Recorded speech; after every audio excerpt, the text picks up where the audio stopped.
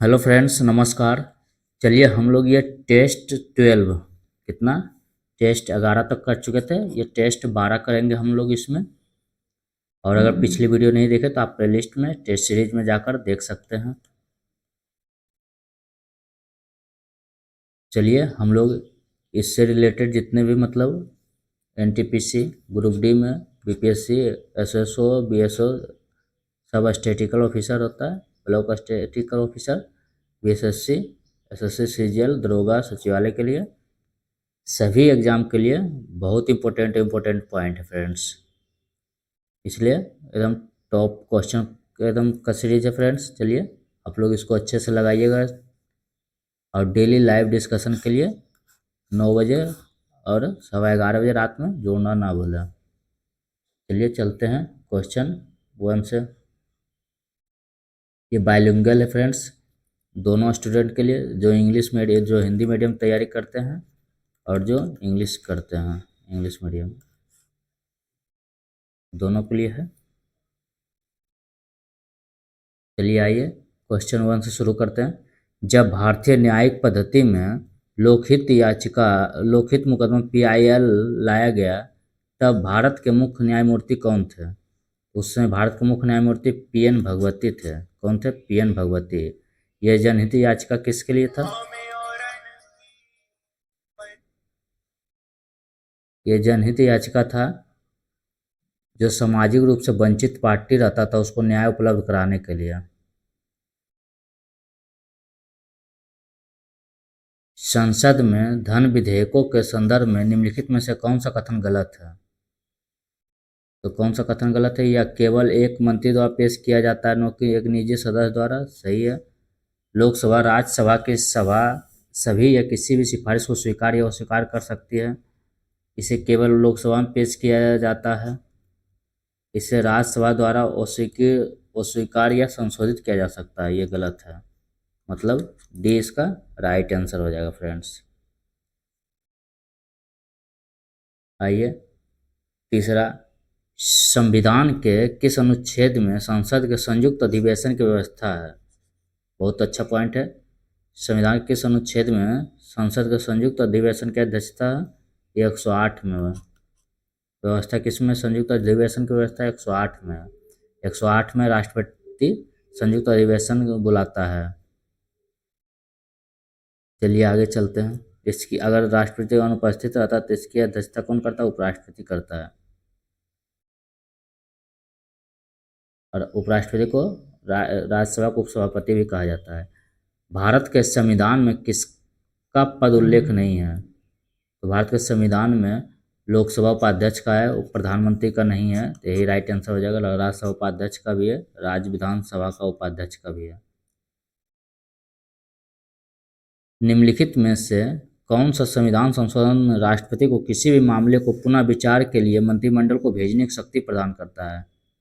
यह करता है 44वां संविधान संशोधन। कब? 1978। 44वां संविधान संशोधन 1978। आइए 6, सर्वोच्च न्यायालय के न्यायाधीश बनने के लिए न्यूनतम आयु क्या है? सर्वोच्च न्यायालय के न्यायाधीश बनने के लिए न्यूनतम आयु, सर्वोच्च न्यायालय के न्यायाधीश बनने की न्यूनतम आयु, इनमें से कोई नहीं इसका राइट आंसर है। ये कोई नहीं। 65 वर्ष तक आयु तक आप ये रह सकते हैं, लेकिन न्यूनतम आयु की सीमा नहीं है। इसका राइट आंसर हो जाएगा नन ऑफ दिस। भारत के राष्ट्रपति अपनी शक्तियों को प्रयोग करते हैं, तो करते हैं ये सीधे अथवा अपने अधीनस्थ अधिकारियों द्वारा। तो भारत के राष्ट्रपति की चर्चा किस अनुच्छेद में है? आर्टिकल 52 में फ्रेंड्स। किसमें? आर्टिकल 52 में है। और ये अधीन अधिकारी द्वारा करेगा आर्टिकल 13 में, सॉरी 53 में। भारत में पंचायती राज प्रतिनिधित्व करता है, किसका प्रतिनिधित्व करता है पंचायती राज? शक्तियों के विकेंद्रीकरण का, लोगों की सहभागिता का, सामुदायिक विकास का, और ये सभी all of the above. Bharat में राजनीतिक दलों का पंजीकरण निम्नलिखित प्रावधानों में से किसके अनुसार किया जाता है? तो किया जाता है लोक प्रतिनिधि अधिनियम 1951 द्वारा। राज्य मानवाधिकार आयोग अपना वार्षिक प्रतिवेदन किसके समक्ष प्रस्तुत करता है? ये प्रस्तुत करता है राज्य सरकार के समक्ष। किसके समक्ष? राज्य सरकार के समक्ष। मानवाधिकार संरक्षण अधिनियम कब आया था? मानवाधिकार संरक्षण अधिनियम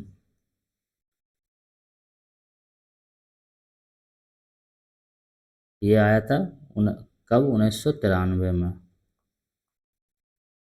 मानवाधिकार संरक्षण अधिनियम 1993 के अनुसार मानव अधिकार आयोग राज्य सरकार को वार्षिक प्रतिवेदन प्रस्तुत करता है। रॉलेट एक्ट का भारतीय राष्ट्रीय कांग्रेस ने विरोध किया क्योंकि इसका लक्ष्य क्या था? यह था व्यक्तिगत स्वतंत्रता को सीमित करना था। रॉलेट एक्ट कब है? रॉलेट एक्ट 1919 कब है? 1919 से संबंधित है। इस एक्ट के अनुसार किसी भी व्यक्ति को संदेह मात्र होने पर भी गिरफ्तार किया जा सकता था और उसे दंड दिया जा सकता था। इसे काला कानून भी कहा जाता था। भारतीय नेता लोग सब कहते थे। निम्नलिखित में से कौन आत्मीय सभा के संस्थापक है? आत्मीय सभा के संस्थापक कौन हो जाएगा? ये राजा राम मोहन राय। कौन? राजा राम मोहन राय आत्मीय सभा के संस्थापक थे। इसका कब स्थापना हुआ था आत्मीय सभा का? ये 1815 ईस्वी में। कब? 1815 ईस्वी में। कहाँ हुआ था? ये भी याद रखिए, कलकत्ता में। कहाँ? कलकत्ता में 1815 ईस्वी में। आर्य समाज की स्थापना स्वामी दयानंद सरस्वती ने किया था। कब? 1875 में। आर्य समाज। और राम स्वामी विवेकानंद क्या था? रामकृष्ण मिशन की स्थापना। किसका? रामकृष्ण मिशन की स्थापना ये कब किया था? 1897 ईस्वी में। चलते हैं आगे। हुमायूं द्वारा लड़े गए 4 प्रमुख युद्धों में सही क्रम कौन सा है? तो है देवरा का युद्ध 1531 में। देवरा 1531। चौसा का युद्ध 1539 में। कन्नौज का युद्ध ये हो जाएगा 1540 में। और सरहिंद का युद्ध हो जाएगा 1555 में। इसलिए देवरा, चौसा, कन्नौज, सरहिंद। देवरा, चौसा, कन्नौज, सरहिंद याद रखते हो जाइए। देखिए, देवरा 1531 में, चौसा 1539 में, कन्नौज 1540 में, सरहिंद 1555 में। चलिए आगे चलते हैं। कन्नौज को बिलग्राम का युद्ध भी कहा जाता है। मालाबार में मोपला विद्रोह 1921 किसका परिणाम था? मालाबार में मोपला विद्रोह 1921। मोपला विद्रोह याद रखिएगा। मोपला विद्रोह कब हुआ था? 1921। ये भी याद रख लीजिए, ये भी एक पॉइंट बन जाता है। तो मोपला विद्रोह ये खिलाफत आंदोलन का परिणाम था। किसका था? खिलाफत आंदोलन का परिणाम था। ये कहाँ? मोपला विद्रोह केरल में। किस राज्य में फ्रेंड्स? जो अभी केरल है। चलिए आगे चलते हैं। किसने कहा था आज़ादी हमारी पहुंच के अंतर्गत है, हमें इसे कस कर पकड़ना चाहिए? आज़ादी हमारी पहुंच के अंतर्गत है, हमें इसे कस कर पकड़ना चाहिए। ये किसका वाक्य है? ये महात्मा गांधी का है। किसका है? महात्मा गांधी का। करो या मरो का नारा भी इन्होंने ही दिया था। आइए 16। भारतीय राष्ट्रीय कांग्रेस के द्वितीय मुस्लिम अध्यक्ष कौन थे? भारतीय राष्ट्रीय कांग्रेस के द्वितीय मुस्लिम अध्यक्ष थे रहीमतुल्लाह सयानी। कौन थे? रहीमतुल्लाह सयानी थे। इन्होंने 1896 में कलकत्ता अधिवेशन भी किया था। कलकत्ता का अधिवेशन 1896 में रहीमतुल्लाह सयानी ने किया था। बदरुद्दीन तैयब जी ये पहला था। निम्नलिखित में से किस एक पुरास्थल से पाषाण संस्कृति से लेकर हड़प्पा संस्कृति तक के सांस्कृतिक अवशेष प्राप्त हुए हैं। ये प्राप्त हुए मेहरगढ़ से। कहाँ से? मेहरगढ़, जो भी पाकिस्तान में, बलूचिस्तान में स्थित पाकिस्तान में। तो ये पाकिस्तान में हो जाएगा। चलिए आगे।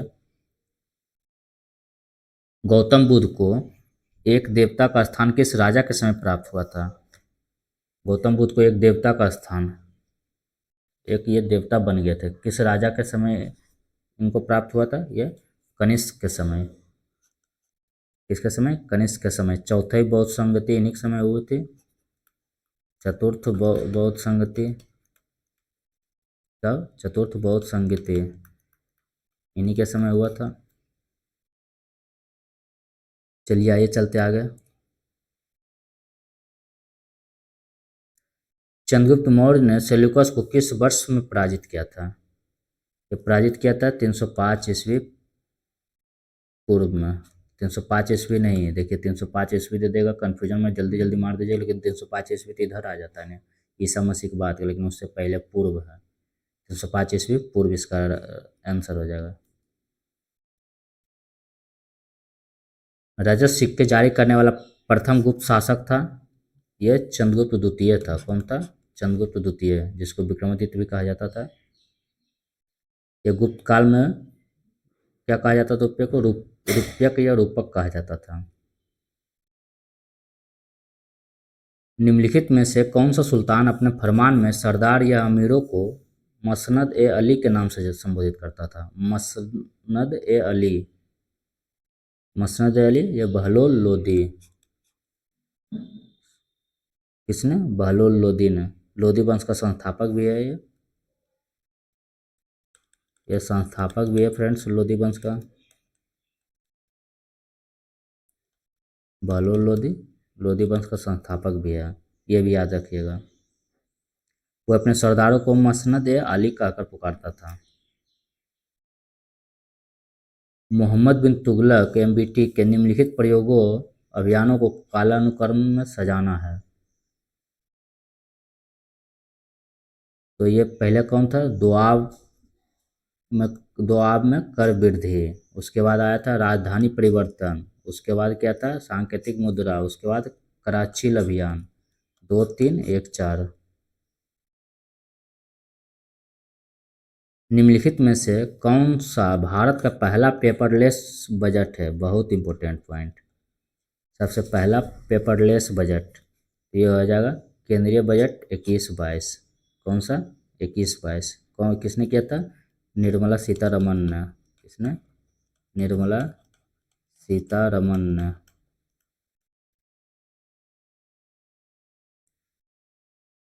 कब पेश किए थे? 1 फरवरी 2021 को। पोंग और तापू किस राज्य के लोकप्रिय नृत्य है? तो ये पोंग और तापू अरुणाचल प्रदेश के हैं। किस, कहाँ के? अरुणाचल प्रदेश के। निम्नलिखित में से कौन सा एक जल प्रदूषक नहीं है? ये जल प्रदूषक नहीं है, आर्सेनिक है, क्रोमियम भी है, गाद भी है, यह हिमनद नहीं है। ग्लेशियर हिमनद ये जल प्रदूषक एक नहीं है, ताजे पानी का स्रोत है। निम्नलिखित युग्मों में से कौन सा एक सही सुमेलित नहीं है? सही सुमेलित नहीं है इसमें। सान्या रिचर्ड्स हॉकी से है, पॉल फोगवा फुटबॉल से है, पामेला जिलेमो ये भारोत्तोलन से ये नहीं है। ये किससे है? ये धावक है एक, ये धावक है। और ये किरोन पोलार्ड क्रिकेट से है। इसका राइट आंसर पामेला जेलिमो। निम्नलिखित में से किस विद्वान ने मानव विकास की अवधारणा की शुरुआत की? मानव विकास की अवधारणा की, बहुत अच्छा क्वेश्चन। ये किसने किया? डॉक्टर महबूब उल हक ने। यह पहला मानव विकास सूचकांक 1990 में जारी किया गया था। फर्स्ट कब किया गया था? 1990 में जारी किया गया था। WTO का पूर्ववर्ती नाम, मतलब पुराना नाम क्या है? WTO को पुराना नाम है गैट। क्या है? गैट। इसका फुल फॉर्म होता था the general agreement on tariffs and trade. ये आ गया। 1 जनवरी 1995 को गैट का स्थान WTO ने ले लिया। कब? 1 जनवरी 1995 को। World Trade Organization. आइए, सिलिकॉन वैली कहाँ स्थित है? सिलिकॉन वैली ये सैन फ्रांसिस्को के पास है। कहाँ है? सैन फ्रांसिस्को के पास। अमेरिका के सैन फ्रांसिस्को के खाड़ी के क्षेत्र के दक्षिणी भाग में स्थित है। यह दुनिया के प्रमुख IT कंपनीज है। यहाँ का सिलिकॉन वैली कहाँ इंडिया का? वो बेंगलुरु है। एक पारिस्थितिकी तंत्र के जैविक घटकों में शामिल है। ये शामिल है उत्पादक, उपभोक्ता एवं अपघटक, तीनों चाहिए। उत्पादक जो उत्पाद करता है, उपभोक्ता उसका उपभोग करता है, अपघटक फिर उपभोक्ता को भी खत्म कर देता है, पूरे वातावरण में मिला देता है सबको खा पी के, फिर वो भी खुद खत्म हो जाता है उपभोक्ता, वो मतलब अपघटक भी, जिसको कीड़ा मकोड़ा कहते हैं। जिससे कोई भी सड़े हुए मांस पे लग जाता है और उसको खा खा के कीड़ा खत्म कर देता है और फिर खुद लास्ट में खत्म हो जाता है। NGT national green tribunal Bharat सरकार द्वारा स्थापित किया गया था। बहुत अच्छा पॉइंट। नेशनल ग्रीन ट्रिब्यूनल ये कब स्थापना किया गया था इसका? 2010 में। ये कब आया था? 2010 में, याद रख लीजिए। या 18 अक्टूबर 2010 को किया गया था इसका स्थापना। इसका क्या काम है? पर्यावरण संरक्षण, वन एवं अन्य प्राकृतिक संसाधनों से संबंधित मामलों का निपटारा करना है। जैविक ऑक्सीजन डिमांड का एक प्रकार का प्रदूषण सूचकांक है। यह जलीय वातावरण है। क्या है? जलीय वातावरण। क्या है BOD? जल प्रदूषण मापने की मुख्य इकाई है। कार्बनिक एवं अकार्बनिक अपशिष्ट अपघटित होने के लिए जल निकायों में घुलनशील ऑक्सीजन का उपयोग करते हैं, जिससे जल में घुलनशील ऑक्सीजन की मात्रा घट जाने से उसकी मांग बढ़ जाती है। BOD का अधिक होना जल के संक्रमित होने को दर्शाता है। राष्ट्रीय युवा दिवस 2025 का विषय। राष्ट्रीय युवा 2025 का विषय क्या है? युवा एक सतत भविष्य के लिए लचीलेपन और जिम्मेदारी के साथ राष्ट्र को आकार देना है। 12 जनवरी को राष्ट्रीय युवा दिवस मनाया जाता है फ्रेंड्स। 2025 का राष्ट्रीय युवा दिवस है, इसलिए बहुत अच्छा पॉइंट बन जाता है, इसलिए याद रख लीजिएगा। युवा एक सतत भविष्य के लिए लचीलेपन और जिम्मेदारी के साथ राष्ट्र को आकार देना। हाल ही में प्रसिद्ध व्यक्तित्व वाणी जयराम का निधन हो गया। उनका संबंध किस क्षेत्र से था? उनका संबंध किससे था? संगीत से था। किससे था? संगीत से था। 76वां गणतंत्र दिवस जो इस बार मनाया गया 2025 में, दिवस की झांकी में किस राज्य की झांकी को प्रथम स्थान प्राप्त हुआ है? प्रथम स्थान प्राप्त हुआ है, यह है उत्तर प्रदेश के। किसको मिला था? महाकुंभ झांकी को। किस झांकी को? महाकुंभ झांकी को। और 2025 का थीम क्या है फ्रेंड्स? स्वर्णिम भारत, विरासत और विकास। याद रख लीजिए, ये पॉइंट बहुत इंपॉर्टेंट है। स्वर्णिम भारत, विरासत और विकास है 2025 की थीम। और झांकी उत्तर प्रदेश का किसने जीता प्रथम स्थान? महाकुंभ ने। और देखिए चीफ गेस्ट कौन थे? इंडोनेशिया के प्रेसिडेंट प्रावो सुबियांतो थे। दादा साहेब फाल्के अंतर्राष्ट्रीय पुरस्कार हेतु किस फिल्म को बेस्ट फिल्म के लिए चुना गया?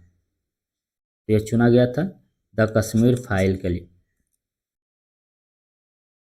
भारतीय वायुसेना के नए उप प्रमुख कौन बन गए हैं? भारतीय सेना के वायुसेना के नए उप प्रमुख एयर मार्शल आशुतोष दीक्षित। आर्थिक सर्वेक्षण 2024 के अनुसार नारियल उत्पादन में किस राज्य का स्थान प्रथम है? देखिए आप लोग इसमें कंफ्यूज कर जाइएगा, लेकिन 24 के अनुसार है यह कर्नाटक है फ्रेंड्स। कौन सा है? कर्नाटक है। केरल पहले स्थान पे था, लेकिन कर्नाटक है। दूसरे स्थान पे तमिलनाडु आ गया। एक पे दूसरे पे तमिलनाडु, तीसरे पे केरल आ गया।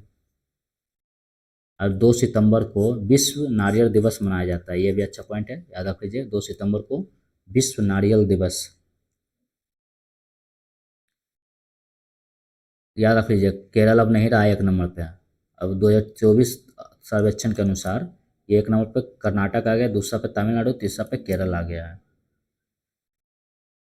17वां वन स्थिति रिपोर्ट 2021 के अनुसार भारत के कितने राज्यों के अनुशासित प्रदेशों ने 33% भूभाग पर वनावरण लक्ष्य को प्राप्त किया है? वनावरण लक्ष्य को प्राप्त किया है ये 17। आइए, पहली बार बीसीसीआई द्वारा आयोजित महिला प्रीमियर लीग 2023 में कुल कितनी टीम ने भाग ली थी? तो पहली बार लिया था 5 टीम ने भाग लिया था। कितने टीम ने? 5 टीम ने। और खिताब किसने जीता था पहली बार? मुंबई इंडियंस ने जीता था। चलिए आइए, और सबसे महंगा खिलाड़ी स्मृति मंधाना 3.4 करोड़ में बिकी थी। स्मृति मंधाना सबसे महंगा खिलाड़ी। पहला एमपीएल का, वो डब्ल्यूपीएल का, सॉरी, वुमेन, मतलब वहाँ पे वुमेन आईपीएल हो जाएगा। नवोदित लेखकों को प्रोत्साहित करने के उद्देश्य से भारत सरकार ने किस योजना की शुरुआत की? तो यह युवा 2.0। क्या? यह 30 वर्ष से कम उम्र के युवा नवोदित लेखकों को प्रोत्साहित करने के उद्देश्य से शिक्षा मंत्रालय द्वारा युवा 2.0 योजना की शुरुआत की गई है। यह योजना नेशनल बुक ट्रस्ट के माध्यम से लागू किया जाता है। ब्रिटेन के प्रधानमंत्री ऋषि सुनक का संबंध किस भारतीय राज्य से है? याद रखिए, यह है पंजाब के राज्य से। किस राज्य से? ये पंजाब राज्य से। ये इनका जन्म कब हुआ था? 12 मई 1980 का जन्म हुआ था। ये जन्म कब हुआ था ये इसका? 12 मई 1980 को। ये 25 अक्टूबर को ब्रिटेन के प्रधानमंत्री के रूप में शपथ लिए थे। कब? 25 अक्टूबर को ब्रिटेन के प्रधानमंत्री बने थे।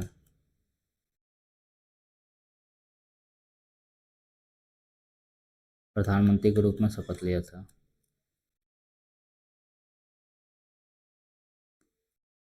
रूस T20 वर्ल्ड कप का आयोजन 2026 में कहाँ किया जाएगा? रूस T20 वर्ल्ड कप का आयोजन 2026 में कहाँ किया जाएगा फ्रेंड्स? ये भारत और श्रीलंका दोनों में। राष्ट्रमंडल खेल 2022 में स्वर्ण पदक जीतने वाले सुधीर लाठ का संबंध किस खेल से है? तो सुधीर लाठ का संबंध भारोत्तोलन से। किससे? भारोत्तोलन से। बजट 25-26 के अनुसार अनुसार प्राथमिक घाटा जीडीपी का कितना प्रतिशत है? तो जीडीपी का कितना प्रतिशत है फ्रेंड्स? ये 4.4%। 25-26 याद रख लीजिए, करंट है। सिक्किम का नया राज्यपाल किसे नियुक्त किया गया? सभी करंट अफेयर्स फ्रेंड्स। सिक्किम का नया राज्यपाल किन्हें नियुक्त किया गया अभी?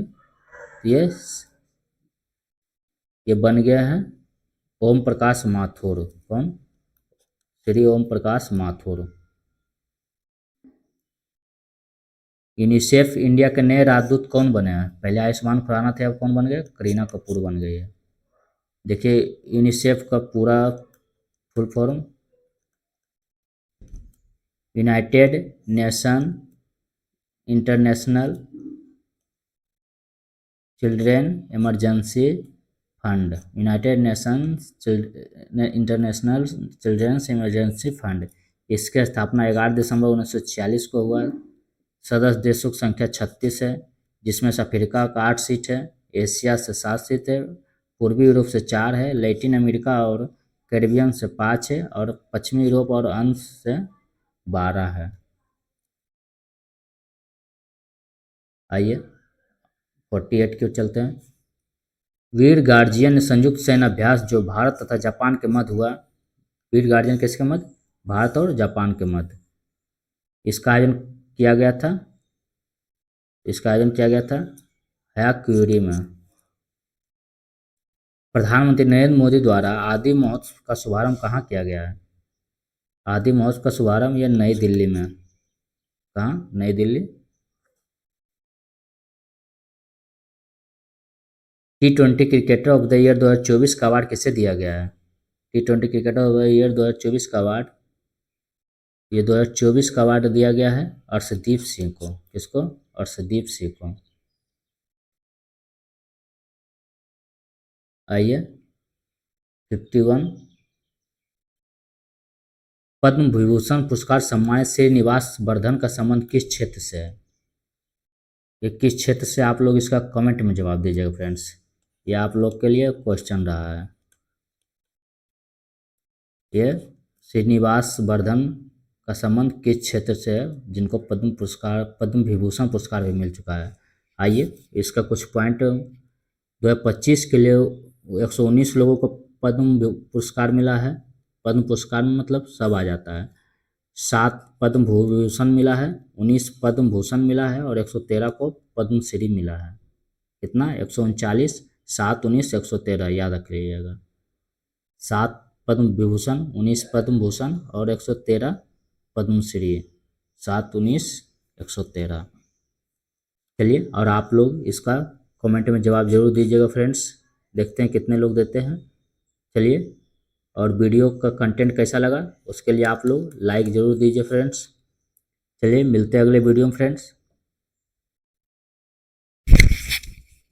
आप चैनल के साथ बने रहे। चलिए, धन्यवाद।